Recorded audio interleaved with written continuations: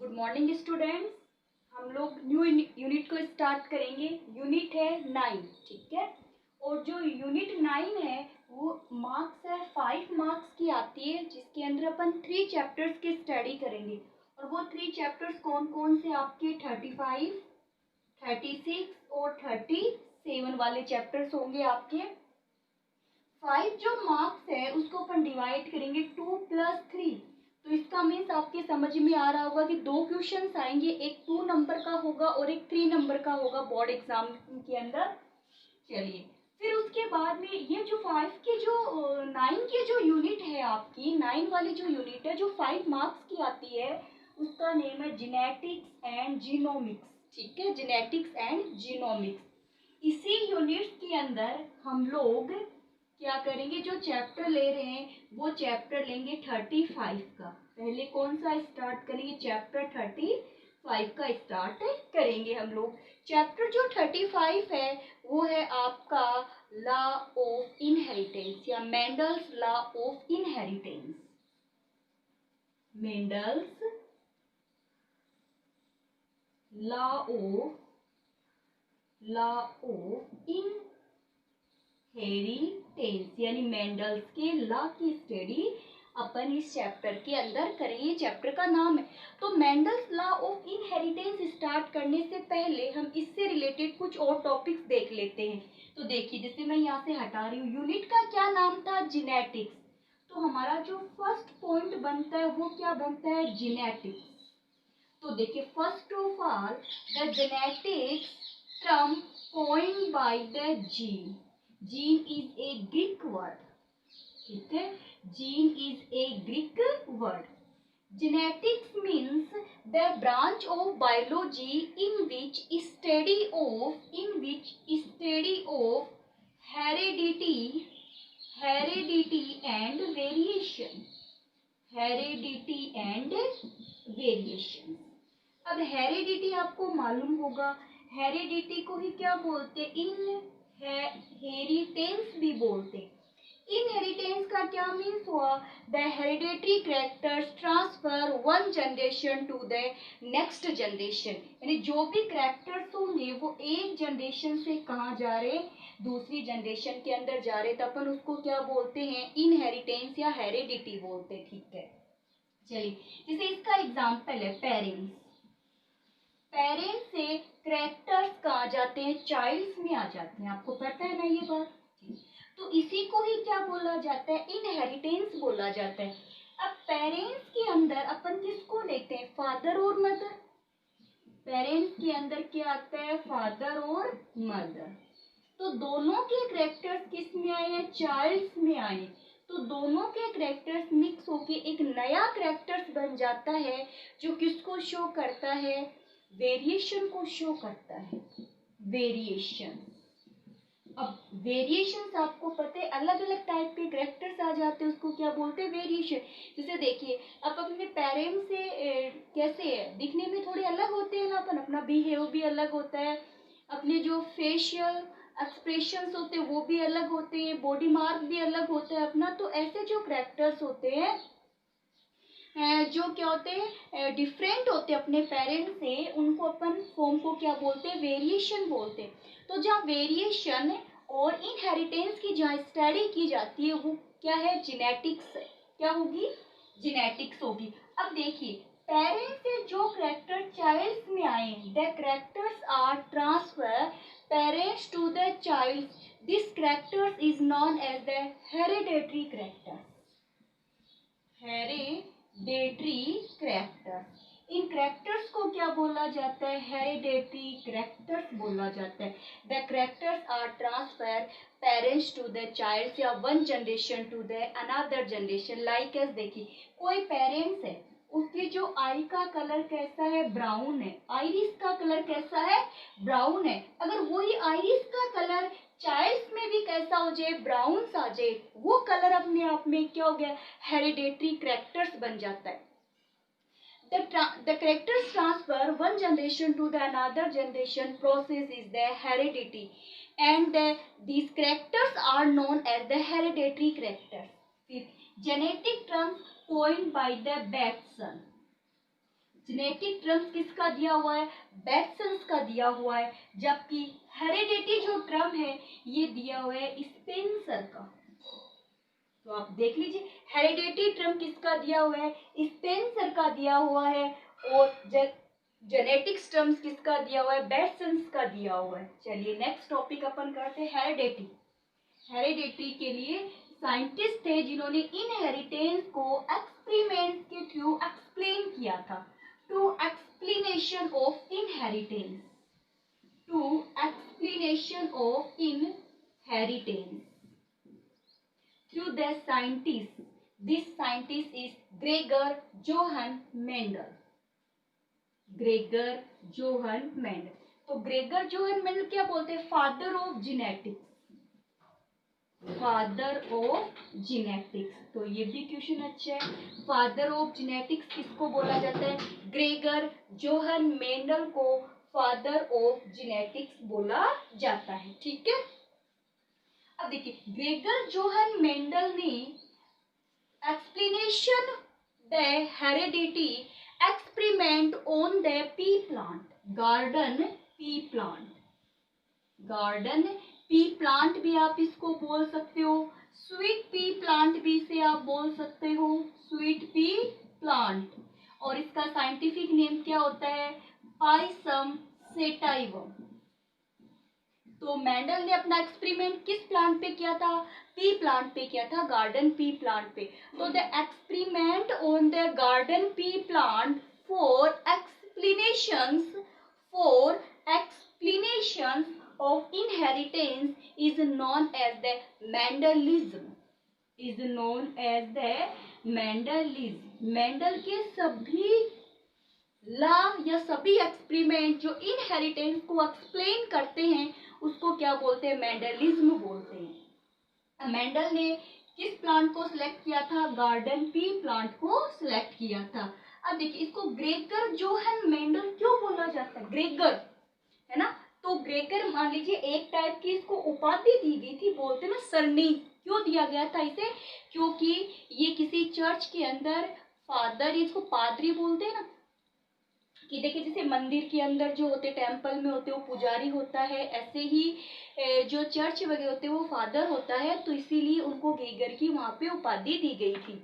अब अपन बात करते हैं कि उसने गार्डन पी प्लांट को ही क्यों सिलेक्ट किया, यानी पाइसम सेटाइवम को क्यों सिलेक्ट किया, why select the Pisum sativum. तो देखिए इसके क्या रीजन थे, कि एक तो ये रीजन था कि जो पी प्लांट है वो एनुअल प्लांट है, कैसा है, एनुअली प्लांट है, वन सीजन वाला प्लांट है, यानी वन सीजन में ही इसके अपने फ्लावर भी लग जाते हैं, फ्रूट भी लग जाते हैं, ये नेक्स्ट जनरेशन को भी प्रिपेयर कर सकते हैं, यानी कम टाइम में काफी जनरेशन की इस पे क्या की जा सकती है, स्टडी की जा सकती है कि characters one generation to the next generation, the other generation कैसे ट्रांसफर हो रहे हैं, तो वन टाइम के अंदर मैनी कैरेक्टर्स की इसमें क्या कर सकते हैं, स्टडी है वो कंप्लीट कर सकते हैं। सेकंड कैरेक्टर देखिए इसका क्या था, एक ये स्मॉल प्लांट था, कैसा था, स्मॉल प्लांट था, to cover the less area, to cover the less area, यानी इनको ज्यादा एरिया की जरूरत नहीं थी, इन्होंने अपने गार्डन के अंदर ही इस एक्सपेरिमेंट कर लिया था कि गार्डन थोड़ी सी जगह पर ही बहुत सारे प्लांट को ये क्या करता है, ग्रो कर सकते हैं। थर्ड टर्म क्या होता है, ये जो प्लांट होता है ये बाइसेक्सुअल था, कैसा था, बाइसेक्सुअल प्लांट था, जिसमें सेल्फ पोलिनेशन होता है, और सेल्फ पोलिनेशन की वजह से characters one generation to next generation safe बने रहते, क्योंकि वही कैरेक्टर नेक्स्ट जनरेशन में चले जाएंगे। तो इनमें सेल्फ पोलिनेशन होने से प्योर लाइन ऑब्टेन होती है, यानी कि सेम कैरेक्टर्स जो जेनेटिक कैरेक्टर्स है वो प्रिजर्व्ड रहते हैं, चेंज नहीं होते जेनेटिक कैरेक्टर्स, उसमें वेरिएशन नहीं आता है। लेकिन इसके अंदर आर्टिफिशियल क्रॉस पोलिनेशन पॉसिबल था, आर्टिफिशियल क्रॉस पोलिनेशन भी ये करवा सकते थे। अब artificial cross pollination two method से किया जा सकता है, एक मेथड का नाम तो होता है इमस्कुलेशन, इमस्कुलेशन, ठीक है, एक मेथड का क्या नाम है, इमस्कुलेशन, और सेकंड जो मेथड है उसका नाम है बेगिंग। क्या नाम है? बेगिंग। अब इमस्कुलेशन वाली मेथड्स कौन सी, तो देखिए इमस्कुलेशन वाली मेथड्स क्या होती है। देखिए जैसे जो फ्लावर बड है, आपको पता है ना फ्लावर बड, तो फ्लावर जो बड है उसमें एंथर जो होगा, एंथर को फोर्सिप की हेल्प से रिमूव कर लेते, remove the anther from help of the forceps before the maturing, before the maturing. ठीक है, क्लियर हो गई। इसको क्या बोलते हैं? इमस्कुलेशन बोलते हैं। जैसे देखो कोई फ्लावर बड है, अभी जो फ्लावर है वो खिला नहीं है ना, केवल फ्लावर बड है। ये जो फ्लावर बड है इसमें ये तो हो गया बाइसेक्सुअल है ना, ये इसीलिए काम किया जाता है ये और ये हो गया एंथर। तो क्या करते हैं, वो एंथर को हटा देते हैं मेच्योर होने से पहले, क्योंकि एंथर के अंदर क्या होते हैं? पोलेन ग्रेन होते हैं। जब मेच्योर हो जाएंगे तो सेल्फ पोलिनेशन हो ही जाएगा। अब इसके अंदर किसी अनवांटेड फ्लावर के पोलेन ग्रेन नहीं आ जाए, ऐसा भी तो हो सकता है ना कि अपन जिसके पोलेन ग्रेन नहीं चाहते हैं उस स्पीसीज के पोलेन ग्रेन आ सकते हैं। तो अनवांटेड पोलेन ग्रेन को रोकने के लिए लीजिए स्टिग्मा है उसके ऊपर क्या लगा दी जाती है? थैली लगा दी जाती है, ताकि अनवांटेड पोलिनेशन को रोका जा सके। तो इस तरह इसमें आर्टिफिशियल क्रॉस पोलिनेशन कौन सी मेथड से? इमस्कुलेशन मेथड और बेगिंग मेथड। इमस्कुलेशन मेथड में एंथर को रिमूव करते हैं मेच्योर होने से पहले, और बेगिंग मेथड में क्या किया जाता है? इस मेथड के अंदर जो स्टिग्मा है उस पे क्या लगा देते हैं? पॉलीथीन लगा देते हैं, उसको पैक कर देते हैं ताकि अनवांटेड पोलेन ग्रेन नहीं पहुंच जाए। अब उसने पी प्लांट का एक मेन रीजन ये था कि इसमें मैनी कैरेक्टर्स प्रेजेंट थे। ठीक है, यानी कि एक ही प्लांट में उसको मैनी कैरेक्टर्स दिखाई दिए, लेकिन उसने केवल चूज कितने किए थे? 7 कंस्ट्रक्टिंग कैरेक्टर्स। ये आप ध्यान रखना, कंपटीशन के लिए बहुत अच्छा क्वेश्चन है। कितने लिए थे? 7 pair constructing characters, 7 pair constructing character. 7 pair का मतलब 14 हो गए ना। चलिए अब अपन ये देखते हैं कि उस फ्लावर में यानी पी प्लांट में वो 7 कैरेक्टर्स उसने कौन कौन से लिए। अब कंस्ट्रक्टिंग का मतलब क्या होगा? एक दूसरे का अपोजिट, जैसे एक टोल है एक ड्रॉप है, एक राउंड है एक व्रिंकल्ड है, ऐसे उल्टा अपोजिट हो जाएगा ना कंस्ट्रक्टिंग। तो आप भी 7 पेयर डायरेक्ट मत बोलना, 7 पेयर कंस्ट्रक्टिंग कैरेक्टर्स उसने लिए थे, या ट्रेड्स आप बोल सकते हो। अब वो 7 पेयर क्या क्या थे, तो पहले अपन पेयरिंग बना ले। 7 पेयर कौन कौन से थे, है ना। यहाँ से हटा दो ये पूरा एक बार में। तो एक तरफ तो अपन क्या लिख ले? ट्रेड्स। ठीक है, अब ट्रेड्स को अपन 2 पार्ट में डिवाइड कर देते हैं। ठीक है, एक को तो नाम दे दूं मैं डोमिनेंट। क्या नाम दे दूं? डोमिनेंट। डोमिनेंट किसको बोलते हैं? जो अपना इफेक्ट शो करते, अपने आप को जो एक्सप्लेन कर पाते। अब कई बार ये देखते हो कि हमें बहुत कुछ आता है लेकिन हम दूसरों के सामने वो एक्सप्लेन नहीं कर पाते। खुद को बहुत आ रहा है, काफी नॉलेज है हमारे अंदर, लेकिन नहीं दे पा रहे। तो क्या काम का? अब रखो अपना नॉलेज अपने पास में। और कुछ ऐसे होते हैं कि उनको बहुत कम आता है लेकिन वो एक्सप्लेन करना बहुत अच्छे से जानते हैं, तो लोग उनकी तरफ क्या होते हैं? अट्रैक्ट होते हैं, है ना। तो यही काम उन्होंने किया कि उन्होंने कहा कि कुछ कैरेक्टर्स अपने आप को शो कर रहे हैं, तो वो तो कौन से हो गए? Dominant characters. और कुछ कैरेक्टर्स अपने आप को शो नहीं कर पाते, वो कौन से हो जाते हैं? रिसेसिव। कौन से हो गए? रिसेसिव। ठीक है, चलिए मैं पहले कैरेक्टर्स लिख दूं 7 कौन कौन से कैरेक्टर्स है। तो फर्स्ट ऑफ ऑल तो अपन क्या लेंगे? हाइट। किसकी हाइट? प्लांट की हाइट, हाइट ऑफ प्लांट। क्या ले लिया? Height of plant. वैसे तो 10th क्लास में आपका ये टॉपिक किया हुआ है। ये हो गया फर्स्ट कैरेक्टर। सेकंड कैरेक्टर मैं ले तू सीड को ले रही हूं मैं ना, शेप ऑफ सीड, क्योंकि ज्यादातर अपन यही कैरेक्टर्स काम में लेते, shape of seed. Third characters मैंने ले लिया colour of seed, colour of seed. 4 characters में ले लूं, जैसे फली ले लूं, पोड है ना, यानी shape of pod, shape of pod फली है। फिर एक मैंने ले लिया कलर ऑफ इमेच्योर पोड, या आप कलर ऑफ पोड भी दो। कितने हो गए? 5 हो गए। एक बार रिपीट कीजिए, हाइट ऑफ प्लांट, ठीक है, colour of seed, shape of seed हो गया क्या, फिर shape of pod, colour of pod, एक ले ले अपन colour of flower, colour of flower, और एक ले लेते अपन position of flower, position of flower. देखिए हाइट, ठीक है, हाइट के कैरेक्टर्स में एक तो अपन क्या लेंगे? टोन, क्या ले ली? टोन, ठीक है, जो डोमिनेंट है।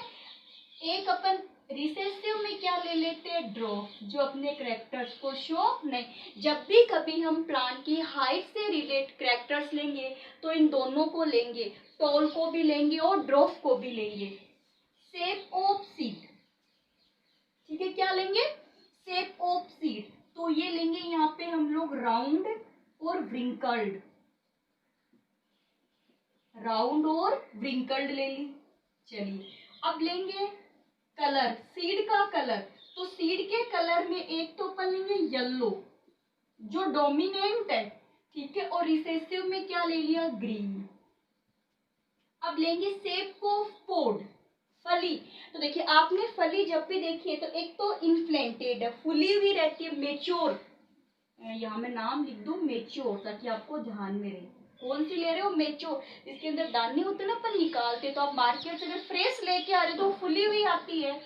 इन्फ्लेटेड, और ये कैसी हो जाएगी? कंस्ट्रक्टेड, यानी कि सिकुड़ी हुई।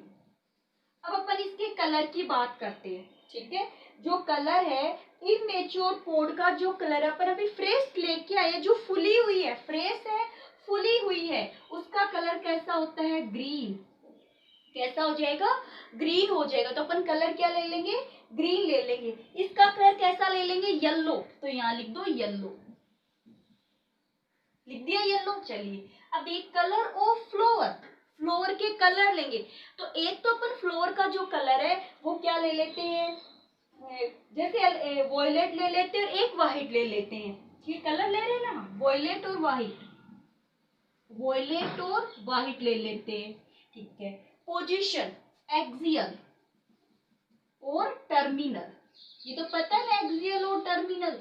जैसे ये तो हो गई टर्मिनल पॉइंट पे लग गए, और जैसे ये ब्रांच है, यहाँ अगर फ्लोर लगते हैं तो वो कौन से होते हैं? एक्सियल टाइप के होते हैं।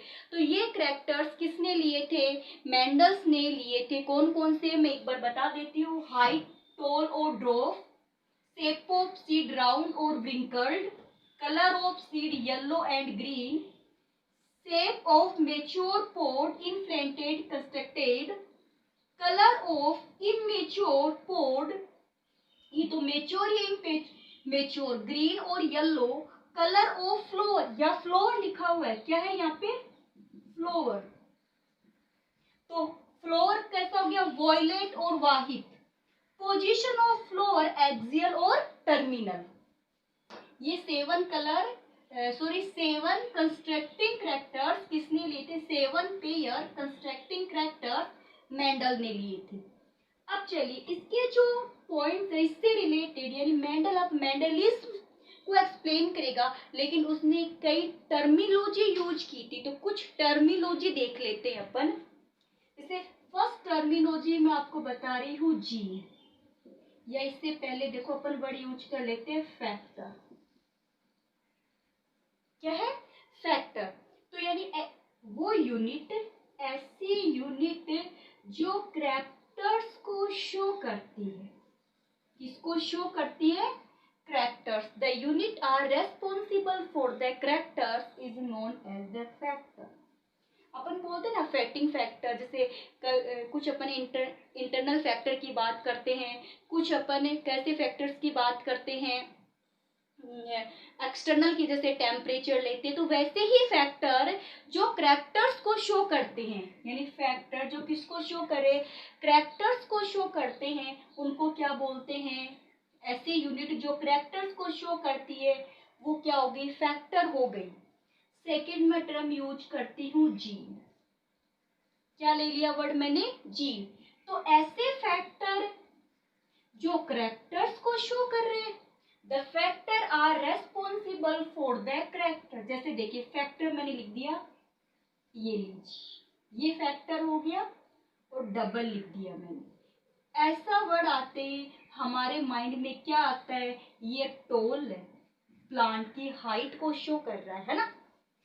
ऐसा टर्म आते ही हमारे माइंड में सेट हो जाता है, ये ड्रॉप है।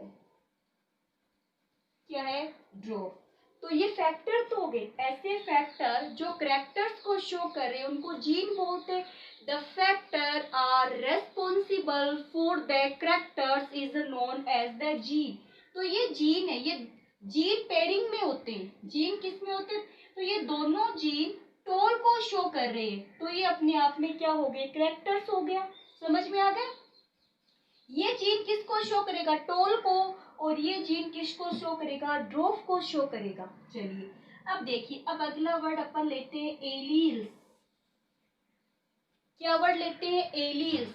अब देखिए अल्टरनेट फॉर्म ऑफ जीन, ये जीन है ना, कैपिटल टी दोनों मिलकर के क्या होते हैं, जीन होते हैं। जैसे देखिए और बना दो, कैपिटल आर। तो ये जीन किसके लिए है, ये राउंड के लिए है। किसको शो कर रहा है, ये राउंड को शो कर रहा है। कैपिटल वाई इसको अपन बताते ही येलो कलर को शो कर रहा है, तो ये जीन हो गई। अब देखिए एक बार आपने बोला कैपिटल टी, फिर आपने बोला कैपिटल टी, तो कैपिटल टी अल्टरनेट फॉर्म में बोल रहे हो ना, तो उसको एलील्स बोलते, अल्टरनेट फॉर्म ऑफ जीन। जैसे सिंगल, ये एलील्स हो गया और ये एलील्स हो गया। तो एक जीन में कितने एलील्स होते हैं, 2 एलील्स होते हैं। एक जीन में कितने एलील्स होते हैं, 2 एलील्स होते हैं। चलिए अब देखिए, ये दोनों एलील सेम है और यहाँ पर भी दोनों एलील्स क्या है, सेम। जो बोथ एलील सेम हो, the both allele same is known as homozygous, तो ये भी क्या हो गया फिर, होमोजाइगस। क्या हो गया, होमोजाइगस। अब यहाँ देखिए, एक कैपिटल टी हो गया, एक स्मॉल टी, तो है तो ये जीन ही है ना। क्या है, कैपिटल टी और स्मॉल टी, तो जीन है ना। एलियल्स कितने, इसमें 2 एलियल्स है। एक एलियल्स तो क्या हो गया, कैपिटल टी, और एक एलियल्स क्या हो गया, स्मॉल टी। तो एलियल्स 2 है, बट दोनों एलियल्स क्या है, डिफरेंट है। एक है कैपिटल टी और एक क्या हो गया, स्मॉल टी। तो both alleles are different in a gene, so known as heterozygous. ये जीन है ना, कैपिटल टी स्मॉल टी एक साथ है, तो ये जीन हो गया, इसको जीन बोलते हैं। इसमें एक तो है कैपिटल टी और एक क्या, इसमें स्मॉल टी, तो दोनों एलील्स क्या डिफरेंट है, तो both alleles are different in a gene, so is known as the heterozygous. The both alleles are same, homozygous, तो ये भी क्या हो गया, होमोजाइगस। तो आज हम लोगों ने टर्मिनोलॉजी से रिलेटेड कुछ पॉइंट्स क्लियर किए कि किसका देखा है, जीन की टर्मिनोलॉजी देख ली हम लोगों ने, एलियल्स देख लिया, होमोजाइगस और हेटेरोजाइगस, और भी टर्मिनोलॉजी है जो अपन नेक्स्ट क्लास के अंदर कंप्लीट करेंगे। आज की क्लास आपकी इतनी ही है। आज की क्लास है उससे रिलेटेड आप क्वेश्चन नोट कर लीजिए। कौन से क्वेश्चन है, फर्स्ट है who is the father of genetics, एक। सेकंड कि मेंडल ने जो पी प्लांट है उसमें कितने पेयर कंस्ट्रक्टिंग करैक्टर्स को सिलेक्ट किया था, यानी कितने करैक्टर्स को उसने लिया था, ये आपको आंसर में बताना है।